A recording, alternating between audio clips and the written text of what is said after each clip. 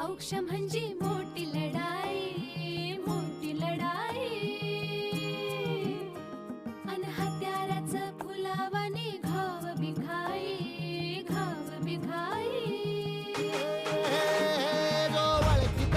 औक्ष म्हणजे मोठी लढाई आणि हत्याराचं फुलावानी घाव बिखाई.